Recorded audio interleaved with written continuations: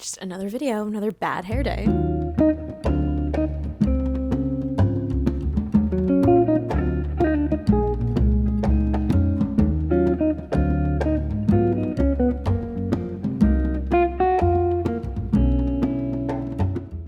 Okay, hey everyone, what's up? It's me, Emily. Welcome back to my channel. Hi. It's December 11th. We're coming to a new year. Last year was like the year I got really back into reading and I made it a habit. And I feel like this year is the year that like I've been really catching up on popular series and broadening my library and all that stuff. So this is the first year that I'm really excited for upcoming releases in the new year. There are authors that like I'm super excited for their books to come out. There are series that I'm looking forward to sequels to. There are series that I haven't started yet that have sequels. Gotta get caught up before those come out. I'm really excited for a lot of book releases next year, so I thought I'd make a video and just kind of share those with you. I think this list is a combination of like what I'm excited about and like what I've heard about, and then I also did a little research just to kind of broaden my horizons a little bit. Specifically with the literary fiction category, I feel like that's a genre that I want to get a little bit more into this year, or next year I guess, because this year I read a lot of fantasy, romance, that kind of thing, so just kind of want to broaden the scope a little bit. I've made a list organized by series versus standalone, and then within that by genre, if that makes sense. If you're a spreadsheet girly, you get it, and if not, just hang on, it's gonna be a wild ride. That's really organized. Let's kind of get into it. We're gonna start with series, and the first category is fantasy. The first book I actually have an advanced copy of, which is First Light by Liz Caron. I read Hold for Ambulance. I read the first book called Night's Edge a few months ago and I absolutely loved it. It's kind of like Twilight meets Mommy Dearest. It's like vampire mom sucking the life out of her daughter, literally. It comes out April 23rd. I'm really excited to continue the story because I really enjoyed the first one. Next, we have Reckless by Lauren Roberts. This is the sequel to Powerless, which I literally just read. Gave it 5 stars, absolutely loved it. I felt like it was the perfect mixture of politics and romance. Reckless comes out July 4th, 2024. Yeah, it's a fantasy romance. I'm so excited. Next, we have The House of Flame and Shadow, the third book in the Crescent City series, which I don't know if you could see, but is still on my TBR cart, and I haven't read the first 2 yet. They are longer. They're like 700 pages-ish each, but the third book comes out on January 30th, so I am going to try my best to catch up before then. I've read ACOTAR and I've read I still have to read the last Throne of Glass book, Kingdom of Ash. It's 1,000 pages, so I've been a little intimidated to pick it up. I hear great things about the series, so I am excited to go into another world of Sarah J. Maas. This next one is the first book of a series called A Tempest of Tea by Hafsa Faisal.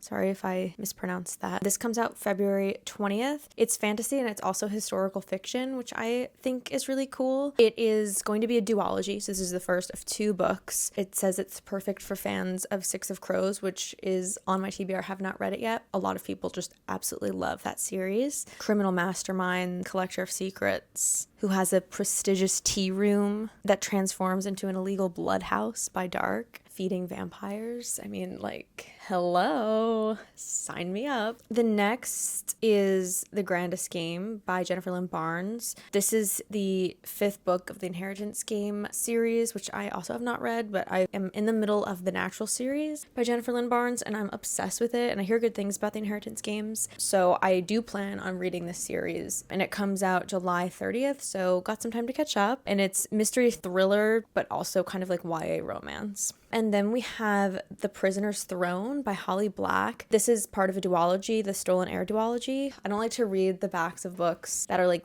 not the first book of a series because I don't want to like spoil it. The first book came out this year, A Runaway Queen, A Reluctant Prince, and A Quest That May Destroy Them Both. Another book that's kind of like a question mark is the third Fourth Wing book. Not sure when that's coming out, what the title will be, what the cover looks like, but that is fantasy romance I have read the first 2 books of the Fourth Wing series. I am curious to see when this info is going to be released. I have a feeling that Rebecca Yarros has like most of these books written. I mean, she released 2 of the books this year, so hoping that we'll get some info on that soon. Moving on to contemporary romance series for 2024. The next book is Daydream, which is the 3rd book in the Maple Hill series by Hannah Grace. It's like a sports romance, hockey. It's about this character, Henry, which I think is in the first 2 books. So it's Henry's book, I believe, is how it's been pitched. And then we have the 3rd book of the influencer series called The Catch. So it's kind of like influencer meets grumpy fisherman. I haven't read the first 2 books in this series, but I'm curious to see what they are. This book comes out February 13th. So maybe I can get caught up with the influencer series before then. And then, of course, we have Into the Dark by Jessa Hastings, which is the 5th book of the Magnolia Park series, which is like so high on my TBR. Like, there are so many books on my TBR. It's so overwhelming. Like, there are so many books that like I just want to read right now, but there's like so many of them, so I obviously can't read all of them right now. But Magnolia Parks is like so incredibly high on that list. So the 5th book comes out February 13th as well, so I'm really hoping to get caught up in time for that release. Coming out fall 2024, we have Nothing Like the Movies by Lynn Painter, Dual Point of View, College Summer Break, Wes Bennett is the mastermind, Sometimes Life Goes Off the Rails and It's Nothing Like the Movies. That's what the Goodreads description is. It's part of a duology, so it's a sequel to Better Than the Movies. And I actually haven't read any of Lynn Painter yet, which I know is like kind of a sin. She's also an author that I want to start looking at next year as well, so I'm hoping to have read more of her books by the time this book comes out. Now we're going to move on to the standalone books. We'll continue with the contemporary romance. So we have Funny Story by Emily Henry. I've read all of Emily Henry's books. I get why people love Emily Henry. I just like my personal relationship to her material. I don't feel like I connect to it as much as the rest of the booktube community, which is like totally fine, and I love that people love her so much. So it's like kind of about this girl who possibly is going to fall in love with her ex-fiance's new fiance's ex. Sounds like a funny story to me. The next book is by possibly like my favorite contemporary romance writer, Catherine Center. I love The Bodyguard. I love Hello Stranger. The way that she writes, it feels like you're like right in the middle of watching a rom-com. I find that her storylines are unique for the genre. This is about this girl who wants to be a screenwriter. She has this chance to like work with her personal god, this screenwriter, Charlie. So she moves to LA for 6 weeks. Charlie sucks. Like, he doesn't want to write with her. He doesn't care about the script that they're writing. It's just a means to get a different script he's working on greenlit. So she's like standing up for her rom-com script and for her writing and all that. So it sounds interesting. It has a release date of June 11th. Also a release date of June 11th, or at least projected release date of June 11th, is Not in Love by Ali Hazelwood. We love Ali Hazelwood. Her writing is amazing. It seems like another like science love story, which is like classic Ali Hazelwood, because I think she also is like a scientist. So I find this title really funny. Carly Fortune, who wrote Every Summer After, and then Meet Me at the Lake. So I read Every Summer After and I loved it. I did not read Meet Me at the Lake because a lot of people said it wasn't worth it. Every Summer After was summer of 2022. Summer of 2023, Meet Me at the Lake came out, and then this one, which will be out May 7th, is This Summer Will Be Different. And I think that that's just like a funny name for the book, because last summer her book didn't do as well, and then this summer maybe like This Summer Will Be Different. I don't know, I think it's funny. This girl Lucy is a tourist at this beach house, and Felix is a local in their town, but she doesn't realize that he is her best friend's younger brother. They have really great chemistry, but like they decide that they need to like stay away from each other because of the connection. I guess it's just about them struggling to do that. I kind of want to see what other people say about this first before I pick it up, to be honest. We have another Lynn Painter book next called Happily Never After, which is coming out March 12th. Their name, The Objectors. Their job, to break off weddings as hired. Their dilemma, they might just be in love with each other. So I think it's about these two people that like literally get hired to like sabotage people's weddings, which I think is so funny. This one might be the first Lynn Painter book that I read. The next book I have here is The Rule Book by Sarah Adams. Her books are just very like short, quick, palate cleansing. It's coming out April 2nd. It's about these college sweethearts who kind of like meet years later, I guess. So second chance romance. Next, we're moving on to fantasy romance. Fantasy/fantasy romance. So this book I'm really excited about because because it's another book by Ali Hazelwood. It's called Bride. I don't think Ali Hazelwood has written any fantasy yet, but I love her romances. I'm excited to see what she brings to the fantasy genre. A dangerous alliance between a vampire bride and an alpha werewolf becomes a love deep enough to sink your teeth into this new paranormal romance. Was that a sentence? It seems kind of like a pretty basic vampire werewolf story. I love Ali Hazelwood's writing, so excited to see what she brings to the genre. That's coming out February 6th. Then we have A Witch's Guide to Magical Innkeeping by Sangu Mandana, who wrote The Very Secret Society of Irregular Witches, which was like a pretty big book this year. An enchanting novel about a witch who has a second chance to get her magical powers and her life back on track. Cute. It looks really snug. Kind of looks like more of like a fall vibes book. Even though it's coming out April 2nd, I might save it for September or something. And then we have The Book of Love by Kelly Link. So it follows these 3 students who went missing a year ago and are presumed dead, which they are. They are dead. And you kind of follow them as they make this like bargain with their high school music teacher to possibly like come back and like reclaim their lives. They're given a series of magical tasks. They might be able to return to their family and friends and are allowed to tell them where they've been. Their resurrection kind of brings in some other supernatural forces that maybe aren't so good. That just kind of seems like a very interesting story. I love the cover, and the story seems pretty unique. It comes out February 13th, which again, I'm like, I feel like this should be a fall book, so I might save it for the fall. The next book is Alex Michaelides' next book called The Fury. The Silent Patient is like one of my favorite books of all time. The Maidens I also read. I wasn't as crazy about it. I am excited about this one because it's about like an ex-movie star, and I love anything that like revolves around what's behind celebrity, if that makes sense. A masterfully paced thriller about a reclusive ex-movie star and her famous friends whose spontaneous trip to a private Greek island is upended by a murder. So this one comes out January 16th. So I'll probably be reading that pretty soon after it comes out. We have moved into the mystery thriller genre. The next one is No One Can Know by Kate Alice Marshall. It comes out January 23rd. The author of What Lies in the Woods, which was a pretty big book this year. 3 sisters, 2 murders, and too many secrets they can count. It's about this woman, Emma. Her parents are dead. She hasn't spoke to her sister in years. Her husband and her lose her apartment, but she hasn't really told him like much about her life. Her husband gets laid off. She discovers she's pregnant, and their bank accounts are about to just like absolutely go down the toilet. And then she has to basically tell him like, hey, I actually have one more asset in it. It's my parents' house, which she owns jointly with her estranged sisters. They can't sell it, but they can live in it. But then when she returns to her house, I mean, she has to like tell her husband all these secrets that she's never told him before. And one of the secrets is that her parents died in the house and they were murdered in the house. Are they in danger again?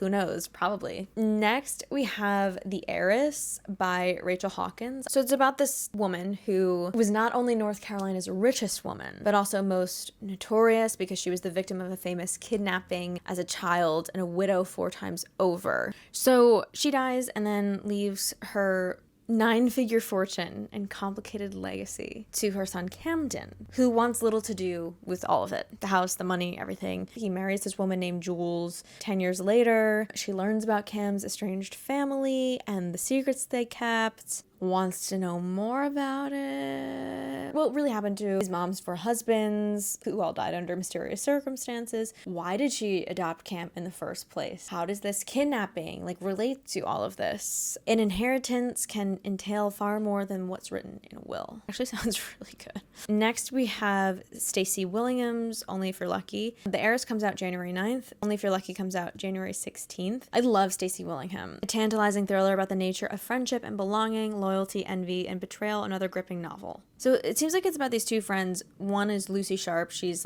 magnetic, addictive, bold, dangerous. And then we have Margot, who meets her at the end of their freshman year at the small liberal arts school in South Carolina. And she's shy, careful, sidekick, not center of attention. But then Lucy asks Margot to be her roommate sophomore year. So she finds herself living in an off-campus house with 3 other girls, Lucy, the ringleader, Sloane, the sarcastic one, and Nicole, the nice one. She's finally come out of her shell. She's been in since the end of high school when her best friend Eliza died 3 weeks after her graduation. But by the middle of their sophomore year, one of the frat boys from the house next door is brutally murdered and Lucy goes missing. Next, we're moving into literary fiction. We have All Fours by Miranda July, which comes out in May. This is about a semi-famous artist who announces her plans to drive cross-country from LA to New York. 20 minutes after leaving her husband and child at home, she spontaneously exits the freeway, beds down in a nondescript motel, and immerses herself in a temporary reinvention that turns out to be the start of an entirely different journey. It's a woman's quest for a new kind of freedom, part absurd, part tender, transcends expectation while excavating our beliefs about life lived as a woman. I'm an actor. I love characters, love character studies, and I love character studies, especially when they're characters that are like not necessarily like good people or like really, really, really imperfect. And it sounds like this woman is really complicated and probably does some things that are selfish, but it's also like complicated. This sounds really good. And the cover's interesting. I want this movie right now. Okay, next we have We Were the Universe by Kimberly Ping Parson, also coming out May 14th. This cover also looks amazing. It's pink. We love. A young mother in denial after the death of her sister navigates the dizzying landscapes of desire, guilt, and grief in this darkly comic, highly anticipated debut novel. It's only 288 pages. Next, we have Good Material by Dolly Alderton. This is still on my TBR, but I hear amazing things about it. First of all, the cover is so cute. I love the cover of this book. So this is a story of heartbreak and friendship and how to survive both. It comes out November 7th. Andy's story wasn't meant to turn out this way. Living out of a suitcase in his best friend's spare room, waiting for his career as a stand-up comedian to finally take off, he struggles to process the life-ruining end of his relationship with the only woman he's truly loved. As he tries to solve the seemingly unsolvable mystery of his broken relationship, he contends with career catastrophe, social media paranoia, a rapidly dwindling friendship group, and growing suspicion that at 35 he really should have it all figured out by now. Andy has a lot to learn, not least his ex-girlfriend side of the story. Warm, wise, funny, achingly relatable. It's about the mystery of what draws us together, what pulls us apart, and the pain of really growing up and the stories we tell about our lives. That sounds amazing, and it sounds like it's such a relatable thing, I think, with where people that age are today. Have to wait a while, but looking forward to reading that. Next we have Piglet by Lottie Hazel, which comes out on March 5th, another debut novel about women's ambitions and appetites and the truth about having it all. Outside of a childhood nickname she can't shake, that sucks. Piglet's rather pleased with how her life's turned out. An up-and-coming cookbook editor at a London publishing house, she's got lovely, loyal friends and a handsome fiancé, Kit, whose family she actually most of the time likes, despite their upper-class eccentricities. One of the many, many things Kit loved about Piglet is the delicious, unfathomably elaborate meal she's always cooking. But when Kit confesses a horrible betrayal 2 weeks before they're supposed to be married, oh God, Piglet finds herself suddenly hungry. The couple decides to move forward with the wedding as planned, but as it nears and Piglet balances family expectations, pressure at work, and her quest to make the perfect cake, she finds herself increasingly unsettled, behaving in ways she can't even explain, torn between a life she's always wanted and the ravenousness that comes with not getting what you know you deserve. Piglet is, by the day of her wedding, undone, but also ready to look beyond the lies we sometimes tell ourselves to get by. A stylish, uncommonly clever novel about the things we want, the things we think we want. Piglet is both an examination of women's sometimes complicated relationship with food and a celebration of the messes life sometimes makes for us. Sounds like if you have ED triggers, like maybe stay away from this, but if not, this looks great. I am excited to give this a read. Oh, this one, oh my God. Before I got into reading and I pictured myself like being a reader, I always pictured myself reading a book with a cover that looked exactly like this. It's called The Divorcees, and it's by Rowan Beard. So for fans of beautiful ruins and lessons in chemistry, which I did like both of them. A novel set in 1950s Reno, divorce ranch, about a complex friendship between two women who dare to imagine a different future. So it's about this woman, Lois, of course, who thought finding the right man would cure her loneliness. She finds herself suffocating in their loveless marriage. So in 1951, unhappiness is not really grounds for divorce, except in Reno. At the Golden Yarrow, the most respectable of Reno's famous divorce ranches, Lois finds herself living with half a dozen other would-be divorcees, all in Reno for the next 6 weeks. Residency, that is the state's only divorce requirement. That's amazing. They spend their days riding horses and their nights flirting with cowboys. This sounds like an episode of The Real Housewives of Beverly Hills, honestly. But it isn't until Greer Lang arrives that Lois's world truly cracks open. Gorgeous, beguiling, and completely indifferent to societal convention, Greer is unlike anyone Lois has ever met, and she sees something in Lois that no one else ever has. I'm picturing like Cate Blanchett and Rooney Mara? Is it Rooney Mara? Yeah, I'm picturing Kate and Rooney in these roles. Under the influence, Lois begins to push against the limits that have always restrained her. But how much can she really trust her mysterious new friend? And how far will she go to forge her independence on her own terms? Like this, I want to see a movie. I want to be in it. This sounds amazing. It comes out March 19th, so that's 2 days before my birthday. Just saying. Anybody watching this that's looking to get me a birthday present? I have one nonfiction book on this, and it is Be a Revolution, which is the short title. The long title is Be a Revolution, how everyday people are fighting oppression and changing the world, and how you can, too. No descriptive copy on this, but I feel like the title is like pretty self-explanatory. So those are some releases in 2024 that I am excited about. Comment below if I missed anything. I tried to cover books, especially series that like I'm not even like super caught up on, just to make sure that like I deliver the news. Thank you guys so much for watching. I hope you're having an amazing holiday season. I will see you on Friday. Bye.